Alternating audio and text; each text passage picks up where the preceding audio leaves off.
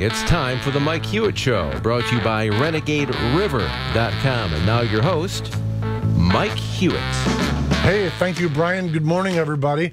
Listen, we've got a full house this morning. Got Jim Riley in with us and Matt Wiedenhoff with us, and I bet Brian Thomas might pipe in from time to time along the path.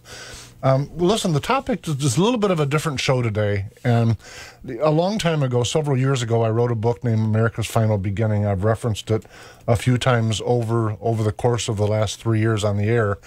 And today's show is a little bit about the book, but I want to preface what we're going to do by making sure you understand that the goal here of the show is not to try to sell the book. The book is gone. It's been a couple years ago. I've moved on from that. But I want to use the show and the book as an engine to cause folks, I hope, including myself, to slow down and to think. And you know, the book was speculative fiction, and it was asking us to look forward and saying, what path are we on? And is it are we on a path that we like what's logically at the end of it? And if we are, great. And if it isn't, if that's not where we want to go, then I'm saying we need to slow down and take a peek. And that's what the book was about. And frankly, that's what the show is about today. So the way it's been is Matt Wiedenhoff is going to interview me on my own radio show, which is kind of funny. But again, the object isn't to sell the book. In fact, really not even necessarily to dwell in the book, but to look at some of the topics that the book asks us to consider going forward.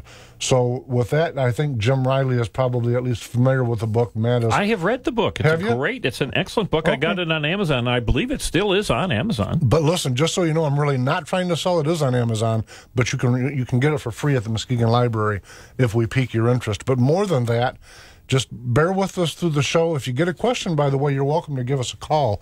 Call-in number is 231-830-3109. And again, the purpose of it is to pause and let's look forward and say, what path are we on? So with that, Matt Wiedenhoff, what did you want to ask? So I know you asked me to do this a few months ago. It was a year ago, but that's okay, folks. Hey, time flies. See the difference in generations. It was a few months for me. It was a few years for you. But when you asked me to do it, I was like excited because I knew you'd wrote this and I wanted to read it. And it gave me a reason to, besides just enjoyment. Sometimes I need that to take the time. So, but when I looked back, you know, one of the first things I wanted, it was what gave you the ability to do this? And when I looked back at your bio, I mean, you founded and served as the chairman of the Republican Liberty Caucus in Michigan. You're the former chairperson of the local Tea Party. And, you know, currently now, you're the chairman of the 2nd Congressional District Republican Committee. So, obviously, you had the credentials to write something that's along these lines. Yeah, but I don't know that my political volunteerism, you know, gave me any more credentials or not than to write speculative fiction. Really, I got to tell you on that point, when I started to write this book, first off, it wasn't this book that I was trying to write, just so you know. Anyone that's read it will say, wow, the first 3 or 4 chapters are really different than everything thereafter. And it's because this wasn't my goal. And in fact, I'll tell you, really, it may make you smile a little bit. Originally, I was writing a story about 2 soulmates that keep coming in contact with each other through history. But when I got to the future, I couldn't control my politics, and it kind of spilled out on the pages. And I took an opportunity when literally that's just where the math put me. The book is set in the year 2029, and that's what I was originally doing. But I had a lot of fun doing the research, all jokes aside. My brother, after he read it, he says, wow, I put those coordinates in and they really take you somewhere. I said, yeah, I know. Because I knew writing the book I would, the uber left, and I don't mean the average Democrat or the average Republican, but the uber left, I knew would take great exception to it. And in fact, one of them wrote this just scathing review, which I loved. I took it as a great compliment. I did. But that aside, writing the book, doing the research, really truly changed me in how I see things. The actual act of writing the book, it changed my political outlook entirely. In fact, it changed how I see a lot of things in life, just because it caused me to pause, or as my old boss used to say, it caused me to slow to navigation speed and think about what was happening. So you see, you started out doing this as a love affair type book, Then so who does this book appeal to and why? Like, if it started out that way, but now it's a political base. Listen, the book I wrote it again. I think it was released in 2012, and at the time when I did a book tour, just kind of answering your question, my book tour was really a Tea Party tour. I went from Tea Party group to Tea Party group. I talked on radio show interviews all over America. I had a lot of fun with that, by the way. But I think that the book, in truth, appeals to, because it's not a romance novel at all. No. It's not science fiction in terms of Star Trek kind of science fiction, even though it's set in the future. So it's called, the actual genre is near future speculative fiction. That's what it's identified as. But the folks that appeal to it are people that pause and say, where are we going? And I don't think that matters, by the way, if it's a Democrat or a Republican. In fact, I think that's why Donald Trump is so successful right now, because people have had enough of all of it. Say, stop lying to us, okay? Just tell us the unvarnished truth.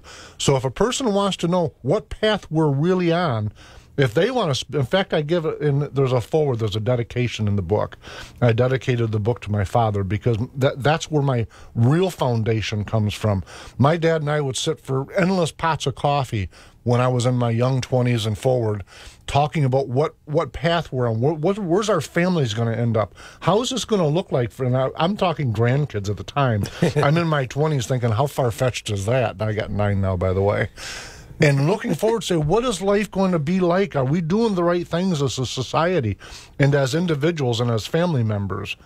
And at the time, the answer was I don't think we're on the right path. Something doesn't feel right. So I wrote the book inevitably from the vantage point of those conversations with my father. And I think it'll appeal to anybody that's worried about the direction we're going in. Anyone that says, stop with the politics and tell me the truth. So there were some key terms in this book. Okay. That I was like, wow, okay, that reminds me of history. Oh, that's a real word from history. Well, that's a modern acronym we all know and despise. Well, like Continental Congress, TSA, Korean War was somewhere in there. The British breaking up from the EU and Continental Army. These were when I was here. Continental Army. All of a sudden, my mind went instantly to the movie The Patriot. Well, let me set it up a little bit for folks so you can get a better understanding of why the term Continental Congress would make sense in a book set in the year 2029. Okay, the assumption of the book is, and listen, I have a friend. His name is Miles. We went to school together, 10th grade. I've known him all of my adult life. Him and I used to sit and talk the same as my father did, and we would speculate. And back in the early 80s, the question was, should we be worried about the Japanese economy or this new thing that's growing, the European Union, and comparing the European Union member states to the states of the United States of America, and is there a comparison? Those are the kind of conversations we used to have. And so if you slow down for a minute and say the basic the general synopsis of America's final beginning asks us to believe that in the year 2029, in a regular November ballot election, okay, the question posed to the American people is, would you like to set aside the United States Constitution and join the global socialist authority? Now, you mentioned TSA, and I think it was actually the tri-state America's province. So, in other words, in that election, American citizenry, following our Constitution, voted in favor of setting aside that Constitution and joining a greater body. And listen, when I pause for a minute, everyone thinks, oh, Mike, that's so radical.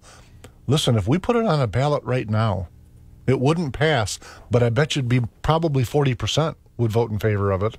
It's such an easy sell. Imagine the uber left. I'm not talking about Mr. and Mrs. Democrat or moderate Republicans or right-wingers. I'm talking about the uber left.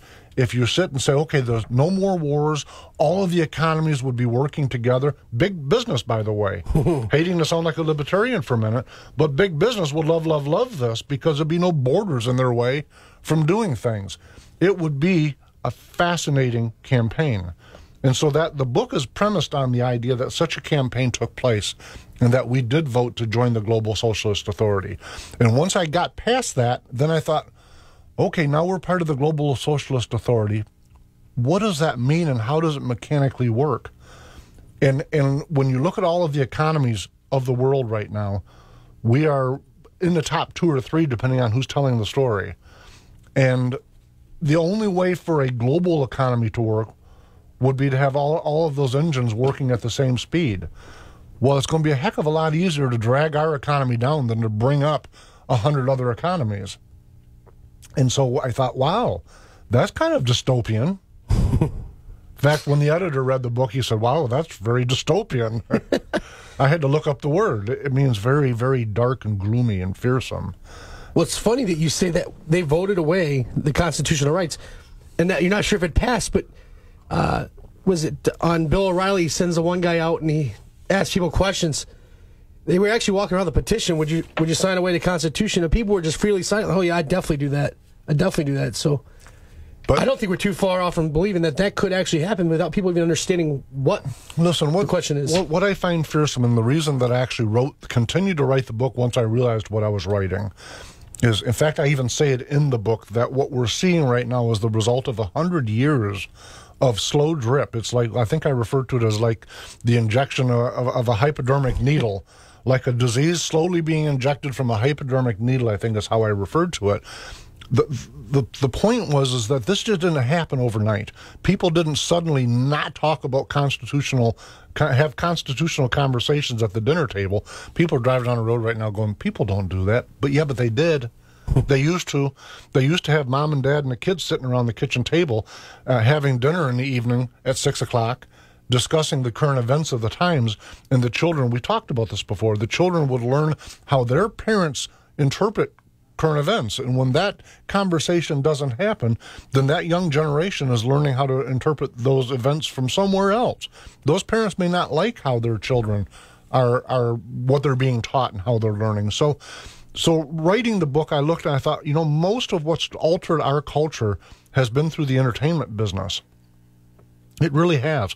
Big corporate America, by the way, is just so those folks that are on the right side with me that are blaming it on big government. Well, listen, when I look at it, you've got huge corporations that are every bit or maybe even more so guilty as our leadership that we think of went wayward on their word.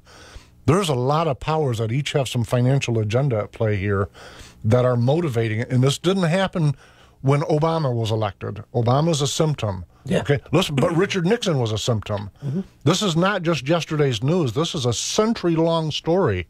And some of the words that I used to your original point go back to the Civil War era, which is, I believe, both sides lost that war. I passionately believe there were no winners in that war. And 700,000 people to die to start with. But we gave up state sovereignty. We gave up a lot of things. You'd mentioned before we went on the air, you'd commented on the fact that in the story, the United Kingdom had to fight for their freedom to break away from from the European Union. Mm-hmm. I use that as an analogy to compare if a state in the United States wanted to break away right now, that would be a problem. We'd go to war over it. Yeah. So we have once. And you do reference the Civil War quite a few times. So, I mean, like going through, and you said it was a slow drip. Now, when you start out the book, there's a point where Miles is walking, and he says, I can't believe how much this nation's changed in just 9 months. Right.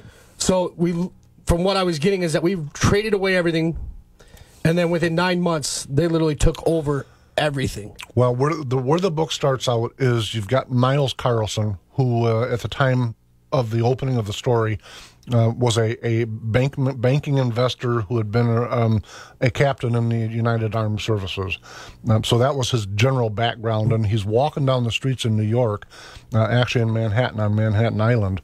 And, we're 9 months into an America with no electric power.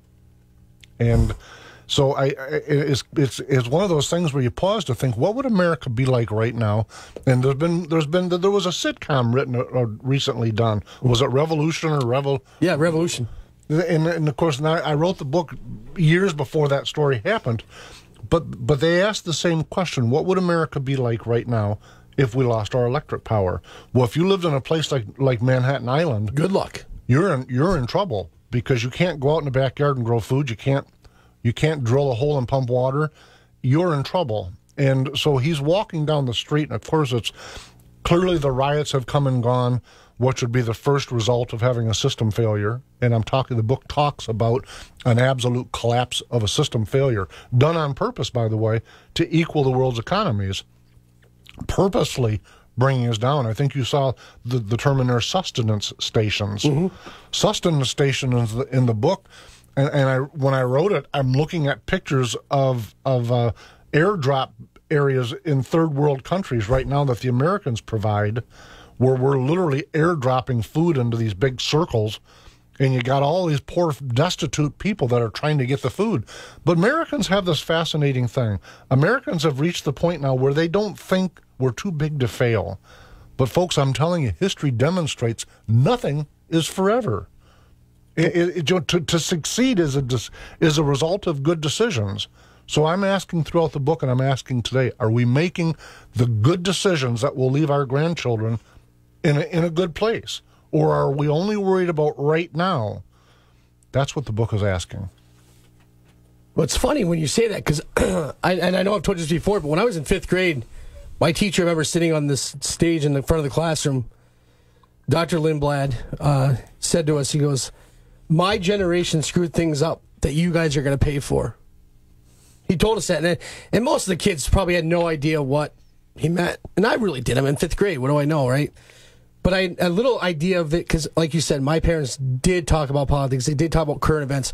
I could have strangled my dad if he had CNN for one more day, or the Weather Channel. That's what was on our TV back then. Rush Limbaugh on the radio all the time when I was a kid.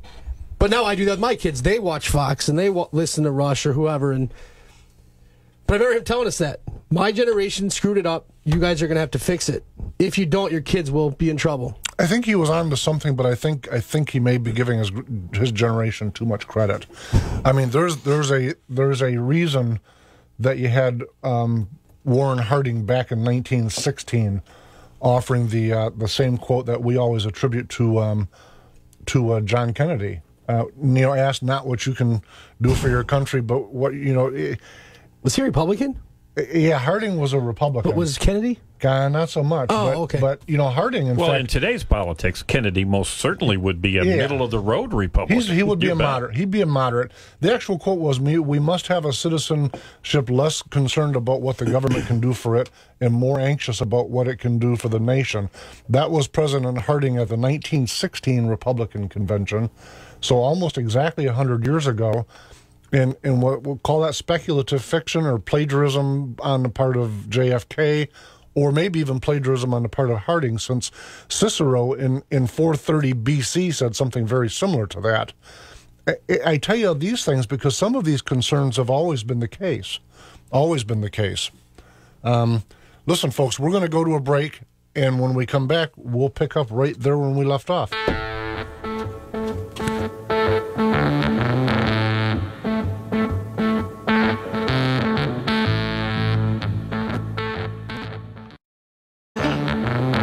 And welcome back to the Mike Hewitt Show, brought to you by RenegadeRiver.com.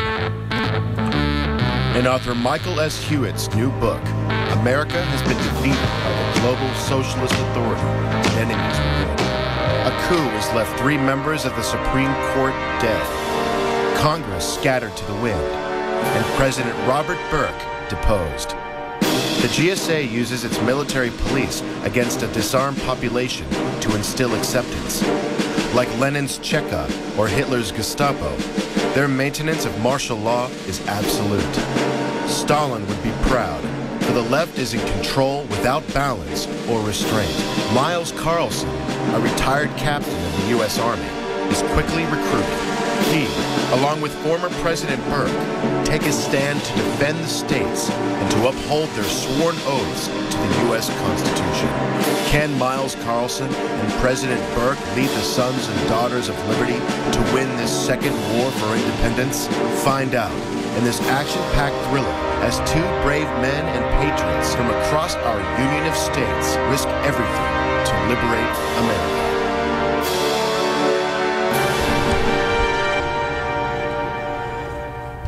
So if I had it to do over again, that trailer is not what I would have had done. And in fact, I can't take credit for it. It's one of those things where when you have a great idea and all of a sudden you got a bunch of people involved in it, the idea has to morph and include other people's visions also. Listen, to Jim Riley asked us when we went off the air if we're going to talk about, is it dystopian or is there a cure? If I didn't think that there was some cures to the problems, then I wouldn't try so hard. I wouldn't do this show. I wouldn't be writing the sequel to this book. I wouldn't be happy for my 9 granddaughters because I believe they have a future. But I think all of those good things are contingent on us slowing to navigation speed now and asking, are we on the right path? And so that's the point of what I'm doing is to slow to navigation speed. What do you think, Jim? Well, I think that's a great point, and it's a very worthy goal. I think one of the reasons that novels like yours that at first glance might appear to be very negative is to sound the alarm, so that in fact we can look and get a sense that if we continue on a particular path, some very severely ugly things will happen in the future. And to me, your book, and I've read it, it's a very entertaining book. It is currently available on Amazon with almost 100% of the comments give it 5 stars too. So it's worth seeking out. But when you look at some things that may happen down the road, and you say, well, my golly, I don't want to just sit here and just shoot down the river. Maybe we can make some changes. Now, I don't see a lot of changes happening. I do know that President Obama promised to change American society, and he has succeeded at an incredible level. One of the things I liked about how the book turned out, there are some things I don't like about it, by the way, but when we're talking about positive, negative, 90% of the book, or maybe 85% of the book, are very positive. Aside from telling the story of for instance, the difference between a rural community versus an urban community without electricity, aside from those little detail things that I had fun doing the research on, the book, at least in my interpretation, is vastly positive because it shows Americans, and I really passionately believe in the concept that is the United States of America. I really do. And in the book, I tried very hard to show that even at that late date, there was a solution, and these folks fought back, and they won freedom. They took freedom back. They took America back from the folks that had wrestled it from our hands when we weren't paying attention. But that is exactly how I see it, that it's being wrestled from our hands while we're not paying attention. So I don't want to be gloom and doom. I think it's very resolvable now. It's just as resolvable now, or maybe even easier, definitely easier, than it would be in the circumstance that the book tries to describe. But what do you think, Matt? You got that thoughtful look on your face. Scary, folks. I read this thing and I just thought of so many different movies where they foreshadow the same types of things you're talking about, like sections. And in the Hunger Games series, they have the sections.